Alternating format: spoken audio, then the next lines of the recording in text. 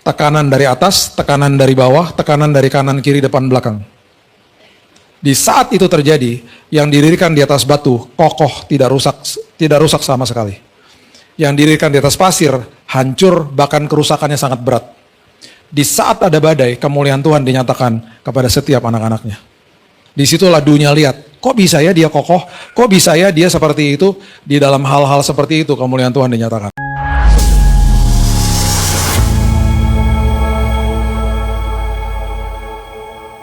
Bersyukur Tuhan buat hidup ini, bersyukur buat hari ini, bersyukur buat esok hari. Karena kami tahu Tuhan, Engkau berjalan di depan kami, Engkau berjalan bersama kami. Kami tahu Tuhan hari ini walaupun selalu dunia ini penuh dengan kegelapan, terang Tuhan telah diterbitkan di dalam setiap anak-anak-Mu. Bahkan Engkau sendiri mengatakan Engkau adalah terang dunia di apapun kondisi hidup kami. Kami tahu bahwa firman Tuhan, terang Tuhan yang senantiasa memandu langkah-langkah kami, sehingga hari lepas hari kami berjalan di dalam kemegahan bersama dengan Tuhan. Paulus sendiri mengatakan, aku bermegah kalau ada masalah, karena dia tahu Tuhan di pihaknya. Hari ini kami juga sadar Tuhan di pihak kami.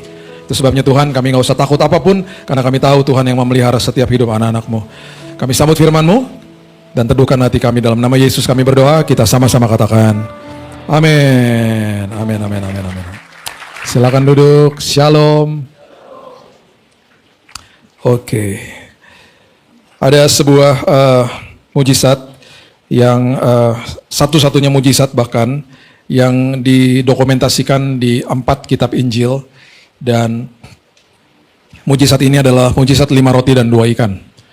Mujizat ini adalah mujizat yang seringkali kalau dibahas sepenggal-sepenggal, akhirnya kita tidak paham kisah seluruhnya.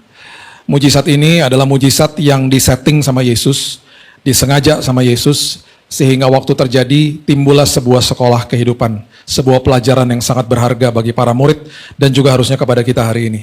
Semua yang dia ajarkan, semua yang dia berikan kepada murid-muridnya saat itu selalu dalam bentuk perumpamaan, dalam bentuk pengajaran, dalam bentuk peristiwa yang terjadi.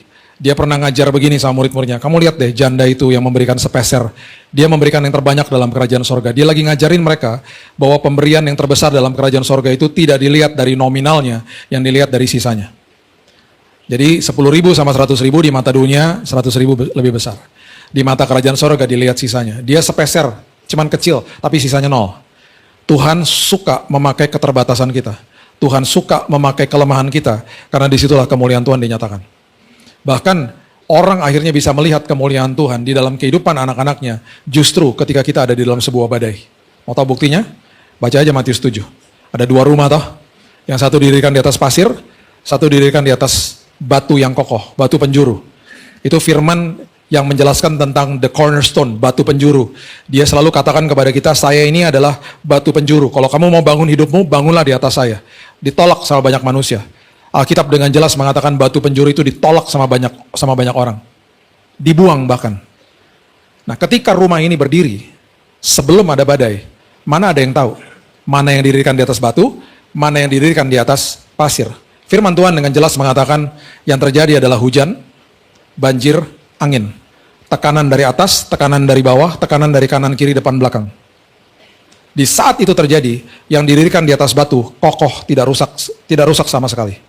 Yang didirikan di atas pasir hancur, bahkan kerusakannya sangat berat. Di saat ada badai, kemuliaan Tuhan dinyatakan kepada setiap anak-anaknya. Disitulah dunia lihat, kok bisa ya dia kokoh, kok bisa ya dia seperti itu.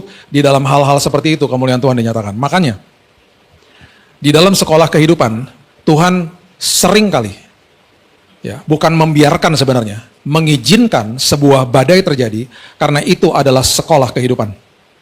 Banyak orang yang ngalamin sekolah kehidupan, mereka bolos dan mereka bilang sama gurunya, stop pelajaran ini karena terlalu berat. Salah satu contohnya adalah di Markus 4. Ketika dia bilang sama murid-muridnya, yuk kita menolak ke seberang, kita bertolak ke seberang. Artinya kalau Yesus yang kasih tahu, itu sama dengan mereka pasti sampai ke seberang dengan selamat. Itu sekolah kehidupan. Ada kelas ketakutan, ada kelas kekhawatiran di dalam situ. Yesus tahu nggak akan ada badai? Jelas dia tahu. Dia tahu nggak dia akan tidur di buritan di kapal itu? Jelas dia tahu. Badai terjadi, ombak menyembur masuk, kelasnya diberhentikan sama muridnya. Mereka lari kepada gurunya, bahkan mereka mengatakan, guru, engkau tidak peduli kalau kita binasa. Dengan kata lain mereka katakan, guru, berhentikan kelasnya. Diberhentikan kelasnya. Dihardik anginnya. Habis itu kalimat berikutnya dia bilang begini, kalau dia setuju, kelasnya diberhentikan, badannya diberhentikan, dia akan ngomong gini, makasih ya guys sudah bangunin saya, hampir kita mati bareng. Dia nggak pernah ngomong gitulah. Dengan kata lain, kalau kamu biarkan nih perahu sampai ke ujung, walaupun ombak menyamur masuk, kita sampai selamat di ujung. Karena sekolah kehidupan. Yang terjadi adalah dia bilang begini, kenapa kamu begitu takut? Dan mengapa kamu tidak percaya sama saya? Kenapa kamu berhentikan kelasnya? Di ujung daripada perikop Markus pasal yang keempat, ada pertanyaan yang diutarakan sama murid-muridnya. Mereka menjadi makin takut. Pelajarannya nggak selesai soalnya. Dan mereka bertanya, siapakah gerangan orang ini? Ketika pelajarannya nggak selesai, kebingungan tetap terjadi. Siapa orang ini? Makanya ya, Tuhan menggunakan badai, Tuhan menggunakan kegelapan di dunia saja untuk menunjukkan kuasanya di dalam sini. Betul, kita penuh dengan keterbatasan. Betul, kita penuh dengan kelemahan. Betul, kita penuh dengan limitation dan lain sebagainya, bahkan kelemahan yang luar biasa setiap manusia. Tapi justru dia lagi pakai kelemahan itu dan dia mau kita belajar berserah sama dia supaya kelemahan itu digunakan sama dia untuk membawa kemuliaan bagi namanya. Dan itu Tuhan. Dan itu Tuhan. Dan dia selalu bilang rest in me. Itu arti sabat sebenarnya. Makanya sabat dimentahkan sama dia. Dia sengaja buat mujizat di hari sabat. Perjanjian baru paling jarang pakai kata berusaha. Karena semua hubungan vertikal sama Tuhan, terima, kamu terima, kamu terima. That's grace. Dia bilang sama Marta, ngapain kamu repot-repot, duduk seperti Maria. Hanya satu saja yang perlu. Dia ngomong gitu kok. Kamu kalau mau mulai pelayanan, mulai dengan titik menerima dulu dari saya. Ada satu kata didokumentasikan di firman Tuhan, di kitab Ibrani. Berusahalah masuk ke dalam perhentian Tuhan. Artinya, dia tahu. Manusia tuh susah untuk masuk and rest and berserah di dalam dia. Itu sebabnya, akhirnya, karena manusia terus pakai kekuatannya, manusia kompromi sama dunia. Manusia mulai pelan-pelan deviasi. Dan bahkan jalan kebenaran dan hidup tidak populer. Jalan kebenaran dan hidup, oh no. Saya akan hidup sesuai sama keinginan saya akan benarkan apa yang saya lakukan, baru saya cari jalannya, dibalik sama iblis. Dilakukan sama manusia. Nah, Markus pasal yang ke-6, ayat 30. Ya, saya akan baca dari Markus, sedikit dari Lukas, Yohanes, kemudian kita tutup sama Matius. Dikatakan begini, kemudian rasul-rasul itu kembali berkumpul dengan Yesus dan memberitahukan kepadanya semua yang mereka kerjakan dan ajarkan. Mereka baru kembali dari perjalanan misi, makanya mereka disebut rasul, yang artinya orang-orang yang dikirim, the sent one, itu the apostles, artinya rasul. Mereka capek, mereka letih, mereka belum makan, mereka pengen istirahat. Makanya ayat berikutnya Yesus tahu kondisi mereka, dia bilang begini, lalu ia berkata kepada mereka, marilah ke tempat yang sunyi, supaya kita sendirian beristirahat seketika. Mereka pasti senang banget, yes, itu yang kita perlu. Sebab memang begitu banyaknya orang yang datang dan pergi, sehingga makan pun mereka nggak sempat. Menurut survei, pria itu sebenarnya tidak sekuat wanita kalau dalam hal puasa. Karena kekuatan pria itu ada di dalam perut sama mata. Jadi menurut survei, yang lebih kuat puasa itu wanita. Pria itu kalau perutnya terisi, dia jadi cemerlang otaknya.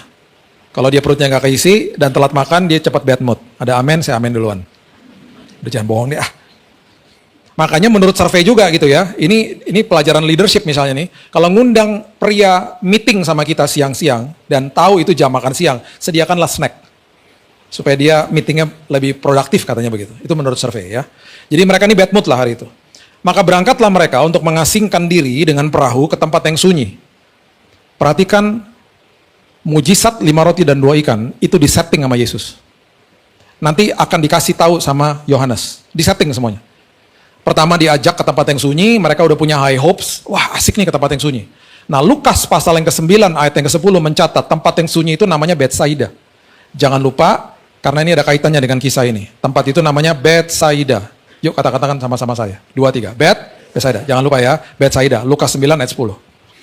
Tetapi pada waktu mereka bertolak, banyak orang melihat mereka, mengetahui tujuan mereka, dengan mengambil jalan darat, segeralah datang orang dari semua kota ke tempat itu, sehingga mendahului mereka. Yesus populer saat itu. Bawa kesembuhan, mujizat. Guys, datang guys. Rupanya ada yang bocorin. Rupanya dia mungkin ada orang nanya sama muridnya, dia bilang aja casually, oh kita mau ke Betsaida, bocorlah kemana-mana. Orang ngumpul banyak di sana. Jangan pernah berpikir bahwa 5 roti dan 2 ikan itu memberi makan 5.000 orang. 5.000 pria Alkitab catat. Kenapa pria? Karena di dalam kultur Yahudi selalu pria yang ditonjolkan secara sensus. Nah, kalau prianya bawa keluarga itu ada kemungkinan sekitar 15-20 ribu orang pada saat itu. Ketika mereka berlayar ke tengah-tengah danau, ada 2 opsi mereka bisa lakukan. Mereka bisa membuang jangkar Dan mereka bisa nunggu sampai orang-orangnya pergi, karena kelihatan kan pasti dari danau itu. Atau mereka pergi ke tempat yang lain, dan mereka mau beristirahat, karena tujuannya mau beristirahat. Itu tidak dilakukan, karena akhirnya Yesus mendarat, ayat 34. Ia melihat sejumlah besar orang banyak tergerak hati oleh belas kasihan, karena mereka seperti domba tidak punya gembala. Tiba-tiba di depan murid-muridnya, mulailah Yesus mengajarkan banyak hal kepada mereka. Di titik ini pasti banyak yang kesal. Katanya mau sendirian, katanya mau me time, katanya mau istirahat. Kita juga belum makan. Kenapa pelayanan lagi? Plus pelayanannya banyak banget orang. Dan mereka harus bantuin kan? Akhirnya yang terjadi adalah mereka mulai kesel. Saya paham karena saya pernah ngalamin berkali-kali dalam perjalanan misi. Kita di keluarga ada yayasan yang didirikan sama orang tua kami di tahun 67. Di yayasan ini ada satu divisi yang bantu hamba Tuhan di daerah. Dan hampir 20-an tahun itu divisi ini saya sama istri saya yang pegang. Jadi kita bantu hamba Tuhan di remote areas, tempat terpencil di Indonesia. Jadi setiap bulan kita generate laporan, kita kontak-kontak sama mereka secara intens. Ya, itu sebabnya saya itu setiap bulan udah biasa pergi ke tempat-tempat seperti dusun, desa, kota kecamatan, kota kabupaten. Kalau saya traveling di Pulau Jawa ini, enak, infrastrukturnya aman. Dan oke lah, capek tapi oke lah. Naik kereta, ujung-ujungnya ke Gunung Kidul, naik motor ke atas, tapi masih ada aspalnya. Yang capek itu kalau pergi ke pulau-pulau. Tahun ini saya ada jadwal ke Luwuk, apalagi itu, Manokwari, Timika. Tahun lalu kita ke Tobelo, Wamena, dan saya tergabung di satu pelayanan namanya Mission Aviation Fellowship. Itu pelayanan yang melibatkan pesawat. Jadi Mission Aviation Fellowship, MAF ini punya 12 pesawat baling-baling. Mereka sudah ada di bumi Indonesia sejak 1952. Yang mereka lakukan adalah semua pilotnya adalah misionaris, orang bule. Mereka terbangin pesawat-pesawat ini ke dusun-dusun, ke tempat yang terpencil di atas-atas gunung, kebanyakan di Papua. Mereka bangun 400 airstrip di atas sana. Dan supaya pesawat ini bisa mendarat, membawa apa? Sembako, bantuan medis, evakuasi medis, bahan-bahan bangunan yang diperlukan, karena banyak sekali dusun-dusun di atas gunung itu. Kalau sampai ke kota itu memerlukan waktu sekitar minggu-mingguan lewat hutan, nggak ada infrastrukturnya. Tahun lalu kami ke Wamena. Wamena itu di dalam sebuah provinsi namanya Papua Pegunungan. Saya udah dikasih tahu, Pak besok terbang sama MAF ke atas gunung. Oke. Malamnya kita dikasih tahu lagi, maaf Pak istri nggak bisa ikut karena bawa barang banyak di belakangnya. Terkadang bawa barang, terkadang bawa babi. Karena babinya sakit. Jadi dari dusun dibawa ke kota diobatin. Mereka sayang banget sama babi. Sama kayak saya juga sayang sama babi. Saya sama babi best friend. Saya kasih tahu ya, waktu saya baru sembuh cancer ya. Saya duduk sama dokter nutrisi kan.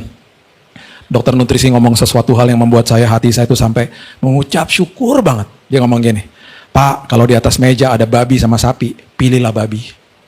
Karena babi itu daging putih, dia lebih sehat, Pak. Dan fatnya itu mengandung kolagen. Tangan saya terangkat, terima kasih Yesus. Engkau baik ya Tuhan, Engkau luar biasa Tuhan. Karena saya nggak bisa dipisahkan sama dia, kita best friend udah lama. Abis ini pulang jangan gini ya. Tadi khotbahin apa? Babi katanya sehat loh, awas loh. Dengerin khotbahnya. Jangan pewahyuannya babinya. Kita terbang nih. Pilotnya 2 orang bule. Saya sama teman saya. Terbang.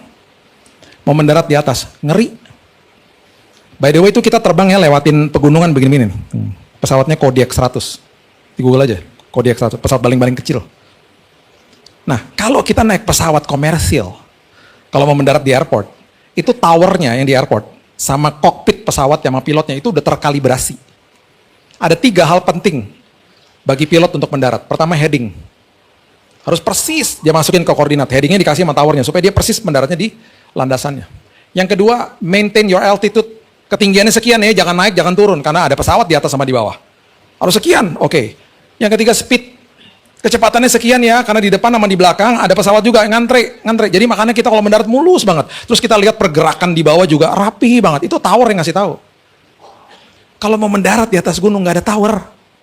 Yang ada pilotnya kira-kira. Jadi dia begini pas mau mendarat. Saya juga begitu juga.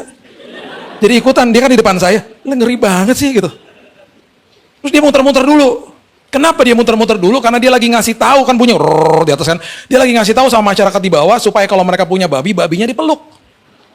Karena sebentar lagi mereka mau mendarat, bahaya kalau babi nggak dipeluk, mereka mendarat, babinya nyelonong, kena sama pesawat, tabrakan, pesawatnya rusak. Bisa nunggu beberapa hari di atas untuk diperbaiki, ada bantuan lagi datang. Jadi harus hati-hati. Mendarat di atas gunung. Saya turun, saya lihat, ih ada gedung gereja ya gitu.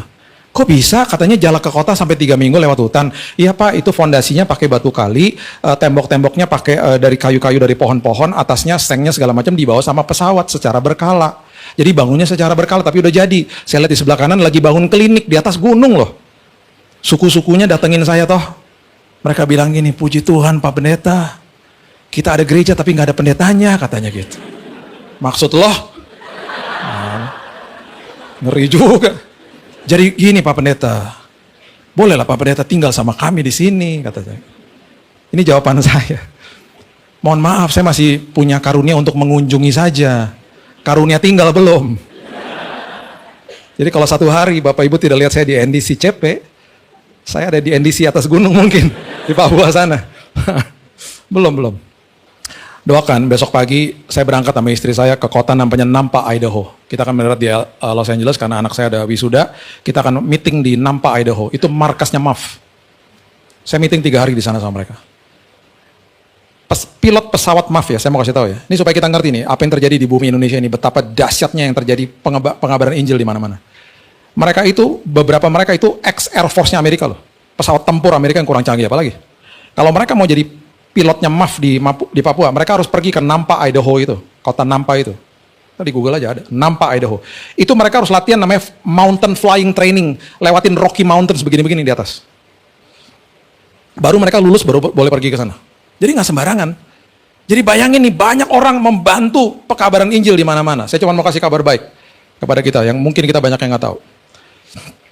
Sejak COVID, banyak sosial media mengandung banyak firman toh. Makanya saya selalu bilang, jadikan sosmedmu mimbarmu. Sebarkan Injil di situ. Dari yayasan kita, dan kita udah compare notes kemana-mana. Pertumbuhan kekristenan di Indonesia, sampai hari ini, luar biasa pesatnya. Berikan tepuk tangan untuk Tuhan kita. Luar biasa. Luar biasa. Banyak cerita-cerita saya nggak bisa kasih di mimbar, terlalu sensitif. Tapi luar biasa. Puji nama Tuhan.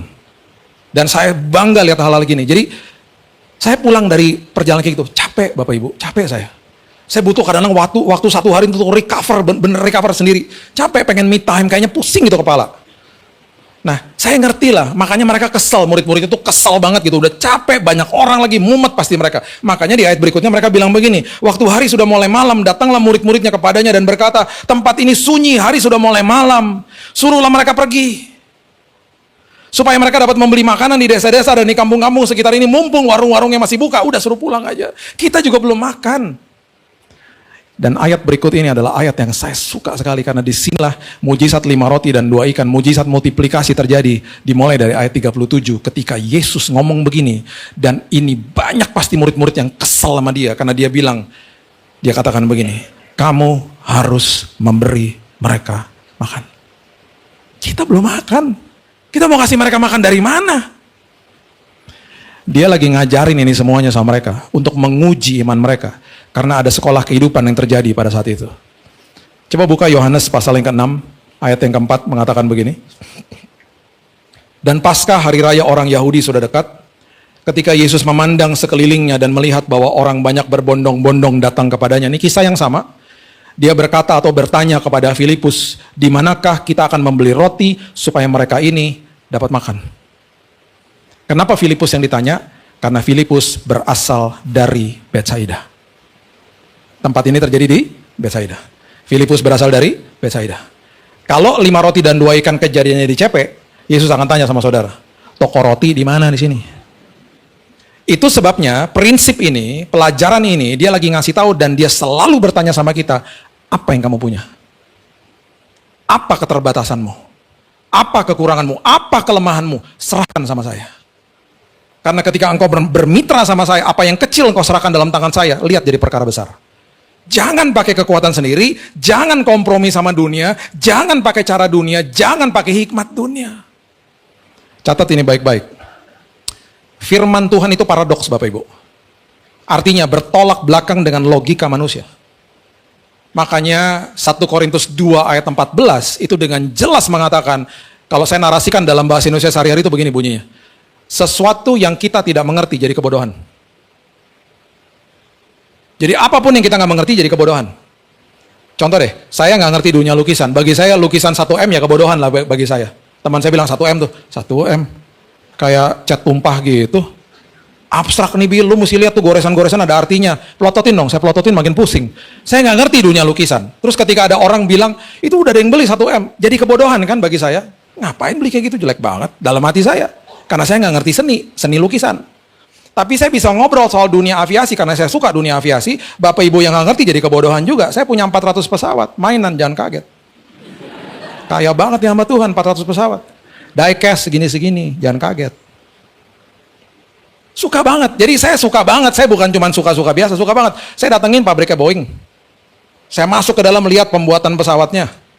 Saya belajar nerbangin pesawat di kokpit asli sama kapten pilot maskapai asli berkali-kali. Tapi nggak pernah pesawat benerannya, nggak punya waktu aja. Jadi kalau satu hari tiba-tiba Anda lagi naik pesawat dan tiba-tiba mendaratnya agak nggak enak, mungkin pilotnya sakit perut, saya disuruh daratin pesawat. Jadi agak begini-begini, mungkin. Ya saya nggak tahu juga, nggak mungkin juga. Cuman saya suka banget.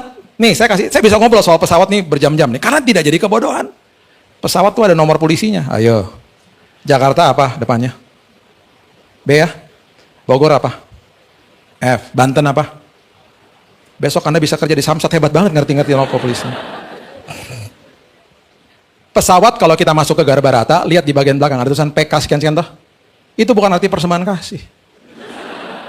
Itu artinya Papa Kilo. Itu artinya pesawat itu terregistrasi di Indonesia. Baru tahu ya? Kalau ada tulisan N di depannya bukan dari Malang. Dia asalnya dari Amerika. Ada nomor polisinya. Mau tahu lagi nih, kita tarik lebih dalam, oke? Masuk ke Garbarata, ngantre kan? Bosen kan? Ngantre, lihat PK di belakang. Masuk airfleets.net. Masukin tuh nomor PK-nya. Ketahuan tuh pesawat umur berapa. Pernah dipakai sama siapa aja. Keluar dari pabrik tahun berapa. Kelihatan. Cuman orang-orang seperti saya jadi takut sendiri. Ih, pesawat gue 20 tahun, ngeri banget sih. Too much information. Saya bisa ngobrol dunia pesawat nih, berjam-jam. Karena bagi saya tidak kebodohan. Makanya firman kalau nggak di ngerti, jadi kebodohan. Orang makanya jadi kompromi. Itu maksudnya. Ayat 6, ini saya suka banget nih, Yohanes 6 ayat 6. Hal itu dikatakan sama Yohanes. Dikatakan nih, Yohanes yang tulis ya, dikatakan sama Yesus. Ya, untuk mencobai dia. Untuk menguji si Filipus. Dan ini bocorannya nih. Ini semua disetting sama dia. Sebab Yesus sendiri tahu apa yang hendak dilakukannya. Dia udah tahu lah, dia maha tahu kan, dia tahu semuanya, dia tahu, dia sengaja sama dia, sengaja. Kamu punya apa? Kamu punya apa? Coba lihat ayatnya yang ke-7. Filipus berkata begini, roti seharga 200 dinar tidak akan cukup untuk mereka ini sekalipun masing-masing mendapat sepotong kecil aja. Rupanya tadi ngomong di Markus tuh Filipus. Dia berani ngomong tidak cukup di hadapan sumber atas segala sumber. Dia lihat kekurangannya dia lihat keterbatasannya dia nggak lihat Tuhannya. Ayat 8 itu adalah kisah tentang Andreas. Seorang dari murid-muridnya yaitu Andreas, saudara Simon Petrus, berkata kepada Yesus, di sini ada seorang anak mempunyai 5 roti jelai dan 2 ikan. Ini kalimatnya. Tetapi apakah artinya ini untuk orang sebanyak itu? Bapak Ibu, Andreas juga berasal dari Betsaida.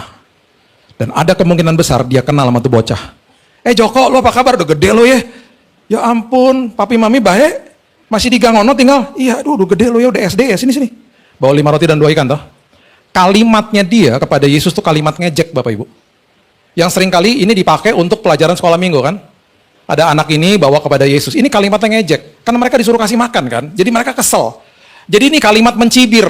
Yesus, ini ada nih 5 roti dan 2 ikan. Tetapi apakah artinya ini untuk orang sebanyak itu?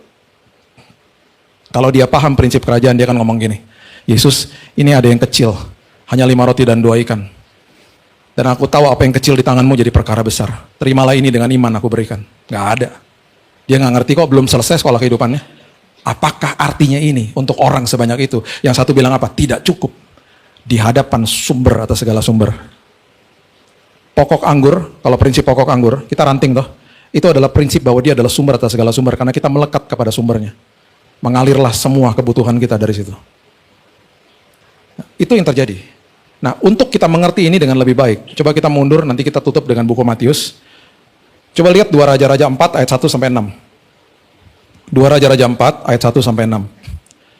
Salah seorang dari istri-istri para nabi mengadukan halnya kepada Elisa sambil berseru, "Hambamu, suamiku sudah mati, engkau ini tahu bahwa hambamu takut akan Tuhan, sekarang penagih hutang sudah datang, ingin mengambil kedua anakku jadi budaknya. Dia nggak bisa bayar hutang, dia istri hamba Tuhan, ditinggalin hutang, dia nggak bisa bayar, dia patuh sama Tuhan, ada kemungkinan besar dia nggak cari cara dunia, dia nggak kompromi sama cara dunia, nggak pinjam-pinjam uang di mana-mana, dia lempeng-lempeng aja, tapi dia bingung ngebayarnya gimana.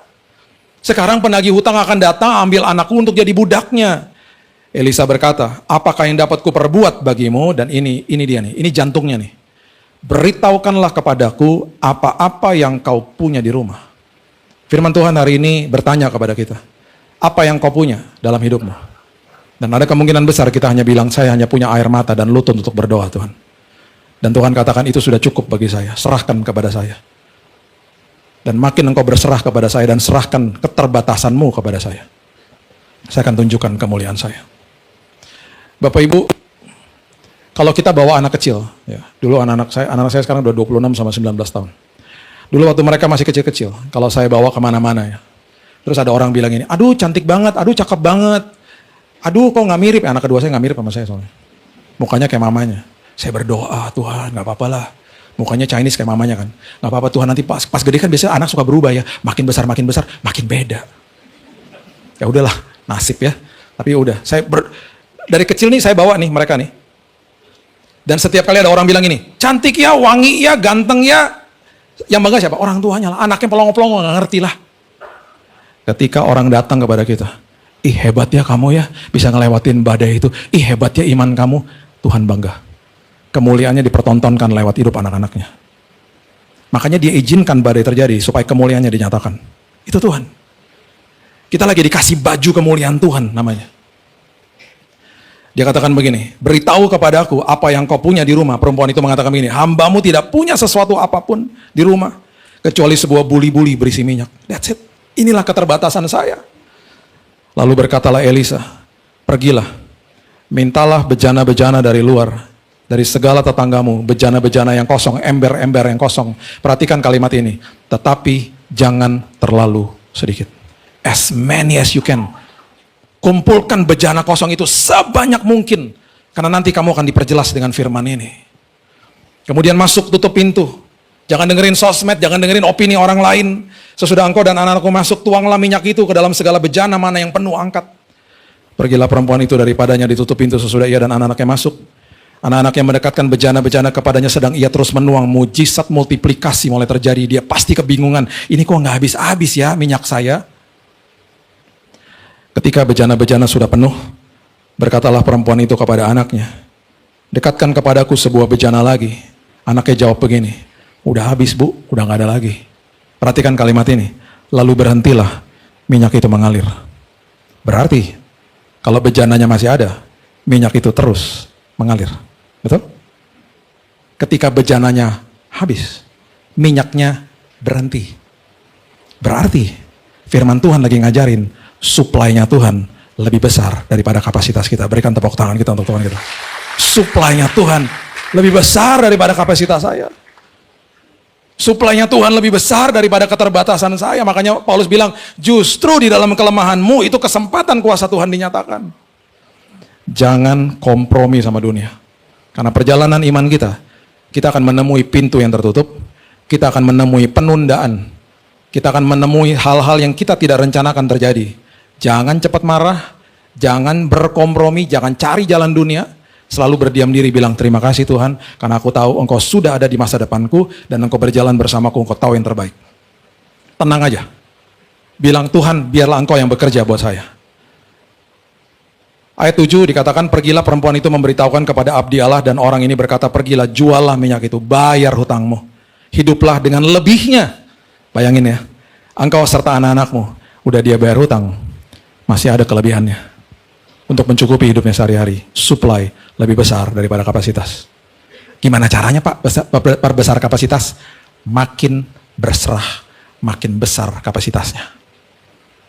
Berserah artinya bukan menyerah. Berserah sama Tuhan. Saya punya teman, seorang janda, teman istri saya. Mengalami hal yang serupa. Ini cerita bukan katanya-katanya. Dia punya toko, udah hampir bangkrut gara-gara COVID. mobil niaga 2 bulan lagi yang harus dibayar, tunggakan nggak bisa dibayar. Debt collector datang ke rumah, persis kayak gini. Dimarah-marahin. Dia bilang gini, Mas, kalau masnya marah-marah saldo naik mah nggak apa-apa.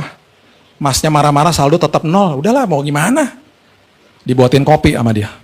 Rupanya kopinya ada urapan Tuhan, saya nggak tahu. Akhirnya debt collector pulang baik-baik, besoknya dia di WhatsApp sama debt collectornya. Ibu, saya kasihan sama ibu. Saya tahulah ibu orangnya jujur. Udahlah bu, saya sama orang sales sudah sepakat, kita talangin dulu ya bu, tunggakan 2 bulan, nanti kalau ibu ada uangnya, balikin aja tanpa bunga. Bapak ibu, saya seumur hidup saya nggak pernah dengar debt collector bayarin utang. Debt collector kerjaannya nagih hutang, bukan bayar hutang. Jadi kalau sampai kalau kolektor bayar hutang, itu debt collector di Jamaah Roh Kudus. Tapi tetap ada hutang toh. Ya kan? Besoknya ada temannya WhatsAppin dia, Ci, itu mobil niaga lo kagak dipakai ya? Gue sewa boleh nggak? Boleh lah. Mereka nego harga, mereka nego waktunya. Hari itu juga dia ditransfer persis untuk bayar tunggakan 2 bulan. Lunas mobilnya dalam hitungan 2 hari. Kenapa? Supply lebih besar daripada kapasitas kita. Ketika saya tanya, dia bilang ini, gue gemeteran lah bir lutut gue. Gue bisa aja pinjam duit, tapi gue gak mau. Makin gue berserah sama dia, gue makin lihat perkara besar terjadi. Yuk hari ini kita sadar bahwa rencana Tuhan itu dahsyat dan lebih besar daripada apa yang kita pernah bayangkan. Makin berserah, makin besar kapasitas iman kita. Ayat terakhir, Matius 14 ayat 19 mengatakan begini. Lalu disuruh Yesus, orang banyak itu duduk di rumput. Selalu ya sebelum perkara besar terjadi, dia selalu ngajarin, rest in me. Istirahat dalam aku. Masuk ke dalam sebuah damai yang melebihi akal budi. Rest in me. Dan setelah diambilnya 5 roti dan 2 ikan itu, Andreas mungkin gini, ya elah gue cuma bercanda kali. Diambil sama Yesus. Yesus menengadah ke langit, mengucap berkat, memecah-mecahkan roti, memberikan kepada murid-muridnya. Lalu murid-muridnya membagi-bagikannya kepada orang banyak. Dengan kata lain, mujizat 5 roti dan 2 ikan terjadi di tangan murid-muridnya juga. Bisa bayangin gak? Filipus di ujung sana, Andreas di ujung sana. Bro, kok roti gue gak habis? Gue juga. Itu banyak yang nangis pasti. Di petang hari itu. Mereka baru sadar. Pantesan. Di dalam keterbatasan kita, dia suruh kita kasih mereka makan. Kita mau kasih makan dari mana? Pantesan 5 roti dan 2 ikan diambil sama dia. Saya mau tanya, sisa berapa belas bakul? 12 toh? Berapa jumlah murid Yesus? 12. Semua pulang bawa 1 bakul. Semua dapat kelimpahan. Karena supply lebih besar daripada kapasitas. Ingat hari ini, jangan pakai hikmat dunia. Jangan kompromi sama dunia. Jangan biarkan seperti tadi, kita udah lihat skit dramanya. Jangan kompromi. Saat teduh, sebelum kau keluar kamar. Engkau yang sudah berkeluarga, nanti malam mesbah keluarga. Anak saya baru pergi, yang bungsu kemarin, bulan Februari. Saya empty nester nih sekarang. Sebelum dia pergi di airport, dia bilang gini sama saya, Daddy, thank you ya Dad. For all these years, jam 9 kita harus masuk kamar, mesbah keluarga 1 jam. Sharing, udah kayak komsel kecil di kamar. Dia bilang, Dad, itu yang bangun aku, Dad. Itu yang buat aku makin cinta sama Tuhan. Thank you ya. Aku nih Gen Z. Aku banyak diserang sama banyak orang tentang iman Kristenku. Aku sampai kapan Tuhan, aku akan belajar firman Tuhan. Supaya ketika mereka bertanya, aku harus bisa jawab. Dia ambil sekolah bukan sekolah Alkitab, dia ambil sport science. Dia telepon saya berapa bulan lalu, Dad, aku ambil kelas Alkitab. Bahkan semester depan juga, seminggu 2 kali ketemu. Harus perkaya diriku dengan firman Tuhan. Supaya aku bisa jawab pertanyaan-pertanyaan itu. Karena sampai kapanpun firman itu menopang hidup manusia. Jangan lewatkan harimu tanpa firman. Belajar prinsip kerajaan. Dan saya percaya kita ngalamin Tuhan di tempat ini. Dunia akan tetap tidak ada kepastian. Tetap gelap. Tapi lihat, anak-anak Tuhan dipelihara sama Tuhan. Dipelihara. Bahkan Tuhan mau kita kasih kesaksian kepada dunia. Tidur nyenyak nanti malam. Karena semua punya damai yang melebihi akal budi. Berikan tepuk tangan kita untuk Tuhan kita. Thank you Jesus.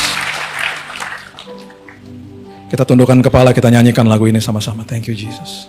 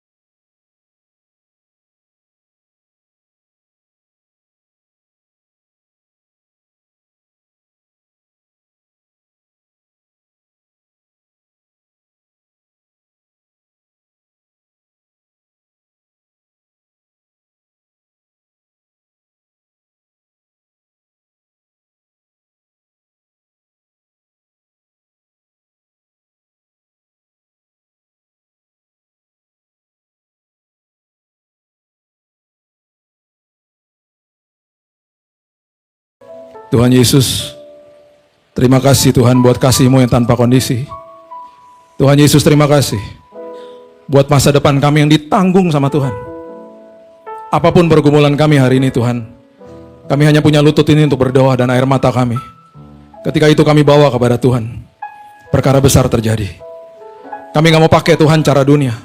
Kami sadar Tuhan, tongkat di tangannya Musa, bermitra sama Tuhan, lautan kebelah. 5 batu umban di tangannya Daud, ketika bermitra sama Tuhan, mati Goliat. Lutut untuk berdoa ini dan air mata kami Tuhan. Ketika kami serahkan kepada Tuhan, perkara besar terjadi. Dunia akan selalu gelap. Dunia selalu menawarkan ketidakpastian. Di dalam Yesus kami disebut anak. Di dalam Yesus kami disebut ahli waris. Di dalam Yesus kami disebut orang yang punya hak penuh atas semua janji Tuhan. Itu sebabnya seperti Paulus katakan, justru kalau ada masalah kami bermegah, bukan karena kesombongan, karena kuat dan gagah kami, tapi karena kami sadar Tuhan di pihak kami. Tuhan yang bela kami. Kami gak mau kompromi sama dunia Tuhan. Kami mau jaga iman kami. Kami mau memperbesar iman kami Tuhan, dengan makin berserah kepada Tuhan. Thank you Jesus. Terima kasih Tuhan, meteraikan firman ini, karena kami juga sudah dimeteraikan sama Roh Kudus. Biarlah hidup anak-anak-Mu mengalami banyak kesaksian, karena mereka mengalami Yesus. Hanya di dalam nama Tuhan Yesus, kami sudah berdoa dan kami sudah terima firman kehidupan ini. Kita sama-sama katakan, amin. God bless you.